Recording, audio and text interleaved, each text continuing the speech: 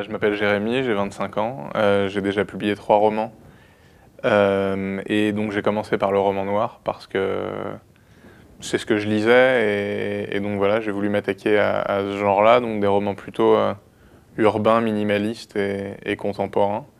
Et voilà, assez naturellement, comme j'étais aussi cinéphile, je suis passé à l'écriture de scénar dans la foulée. À côté de ça, j'aime aussi beaucoup un style de roman plus épique. Je suis un grand fan de Boris Akounine, par exemple, de sa manière de jouer avec les personnages, les époques, avec beaucoup de brio. C'est l'histoire d'un légionnaire qui débarque en Indochine sans plus rien attendre de la vie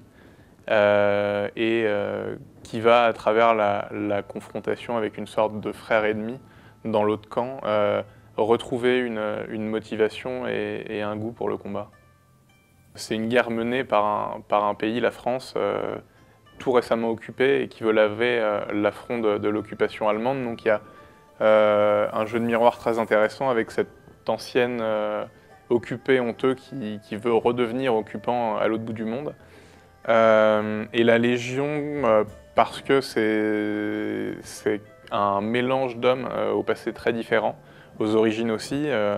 Il y a très peu de Français et des gens qui viennent de l'Europe entière, donc des anciens résistants comme des anciens collabos, des Allemands comme des Russes, ces hommes-là qui se battaient pour la plupart, 1 ou 2 ans avant, qui étaient dans des camps opposés, vont se retrouver frères d'armes en Indochine et voilà, la France leur donne la nationalité. Pour une goutte de sang versé, le légionnaire devient français.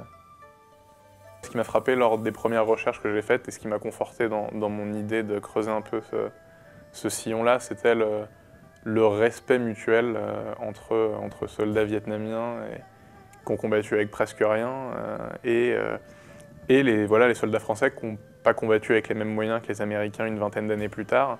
Et donc voilà, ça me fascinait, 2 camps qui vont s'affronter à mort et qui pour autant se respectaient parce que voilà, ils reconnaissaient l'honneur et la bravoure dans les yeux de leurs adversaires, donc ça me parlait énormément.